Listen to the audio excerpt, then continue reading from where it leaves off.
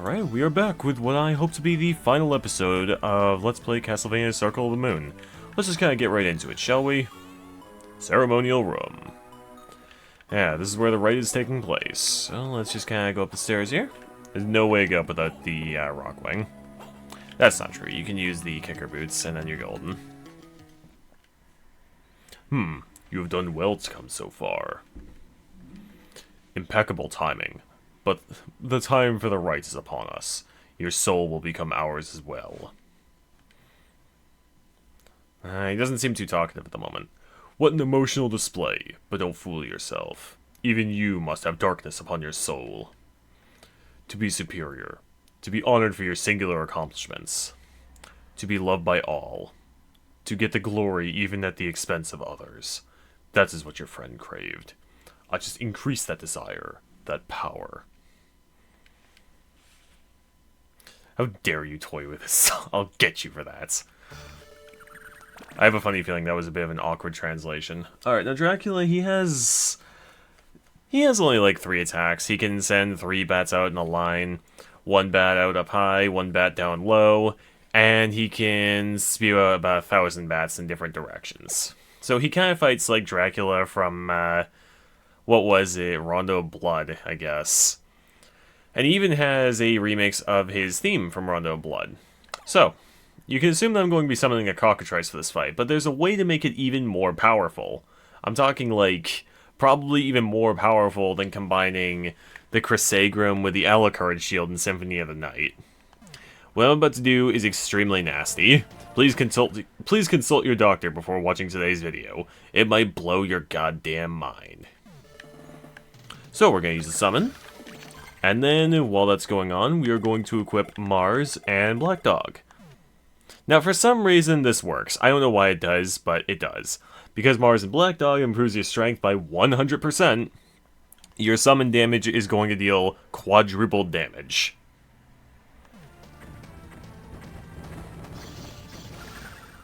Yeah.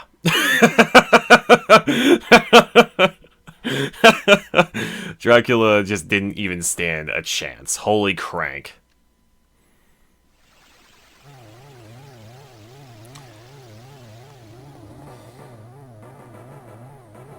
Alright.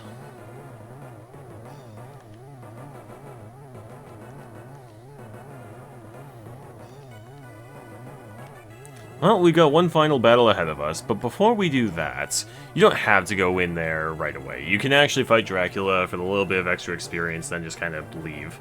But I want to do both phases at once for this video.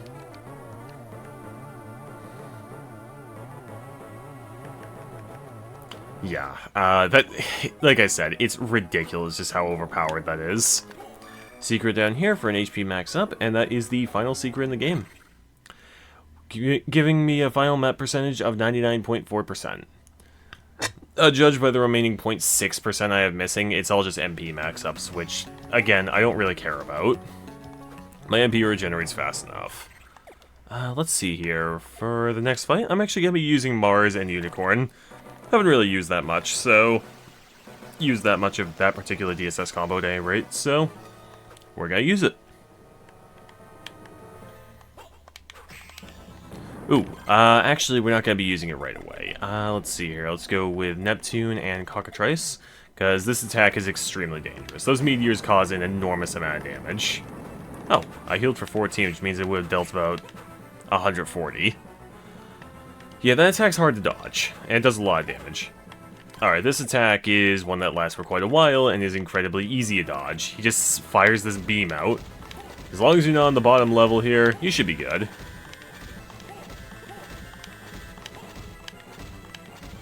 Oh, already at Phase 2.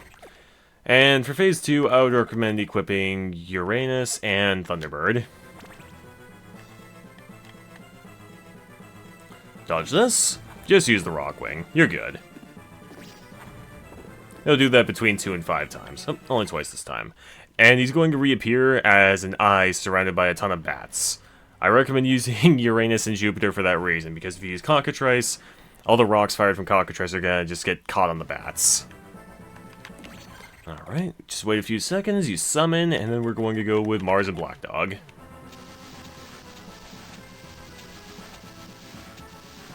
Ah, almost. That hit like one more time. I think it would have done him in.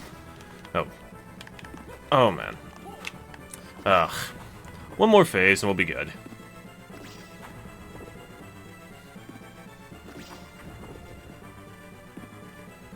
So you gotta do it 5 times now?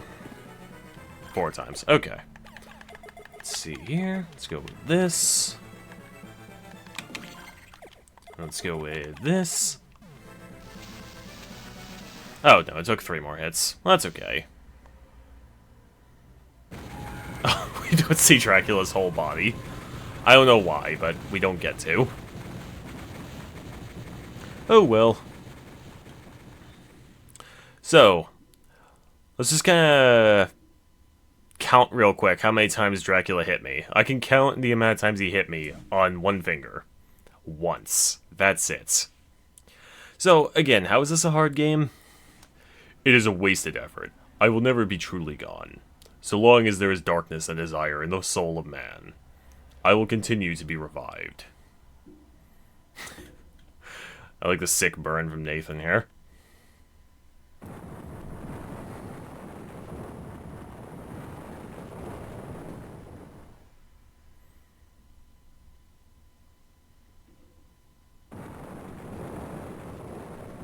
Yeah, with Dracula's death comes the collapsing of the castle, because his life force was the only thing holding it together. Even though it wasn't actually his castle, it was Camilla's castle, so shouldn't the castle start collapsing once Camilla was defeated? Oh, whatever, I'm probably reading into it too much. Why, thank you.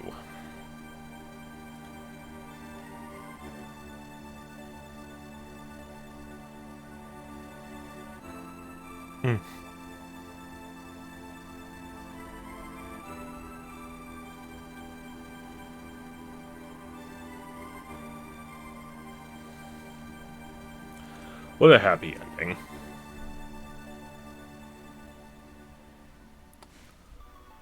And that's that. That's the end of Circle of the Moon. Let's just kind of kick back and enjoy the credits for a while.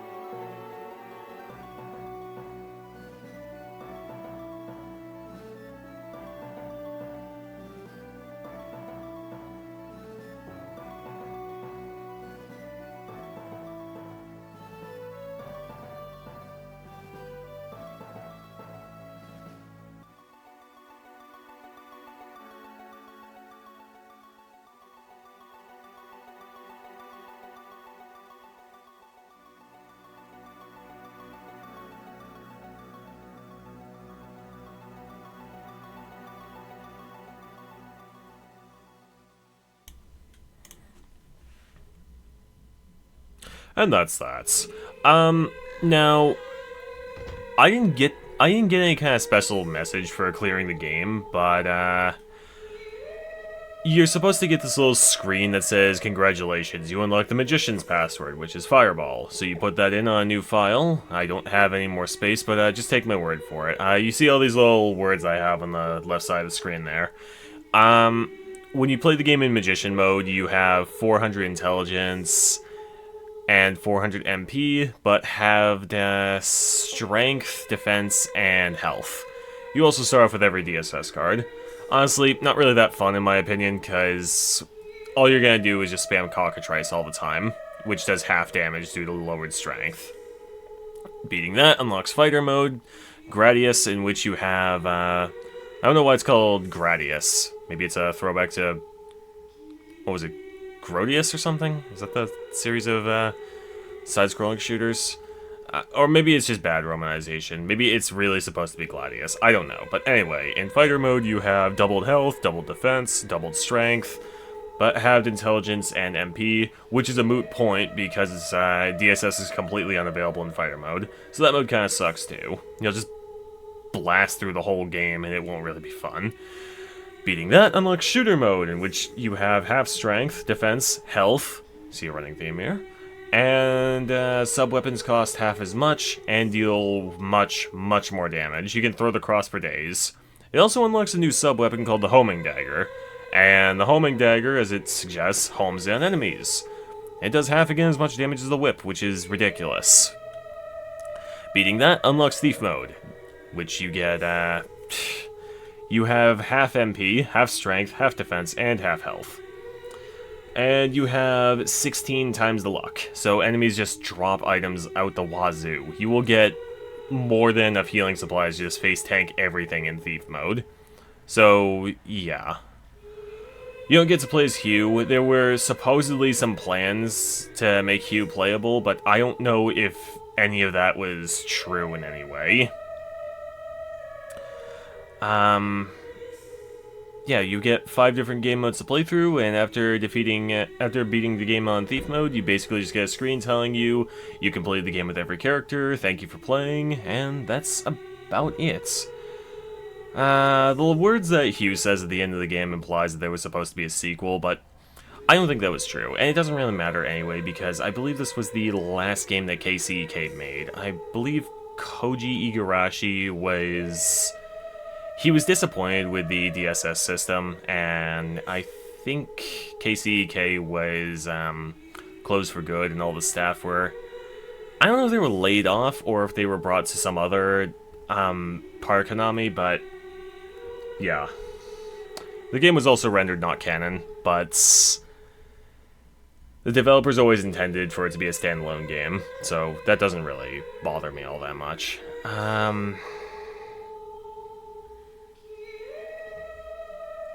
Oh, and the credits theme is actually what plays on the main screen for the Castlevania Advance Collection, which is kind of cool. In fact, Circle of the Moon is shown rather prominently for the Advance Collection, which makes me theorize that there's some kind of, it was a former developer from KCEK who made this, or a former group of developers that did this, but yeah, I don't really have much more to say, honestly. That was Castlevania Circle of the Moon. I showed off 99.4% of the map, not 100%, because I said it wasn't gonna be 100%, but yeah, that's about all there is to it. I hope that you enjoyed watching the series as much as I enjoyed making it. This one was actually quite a lot of fun to make. Short, too, so... No burnout this time, and that's good, because Etrian Odyssey 4 was very... I had to really force myself to finish that one. So, yeah, I think that'll about do it for this series. I hope you enjoyed watching it. Yeah. Alright, I will see you guys in the next video series, whenever I get around to making it, and whatever I decide to play. So, yeah, I'll see you guys in the next one. Bye.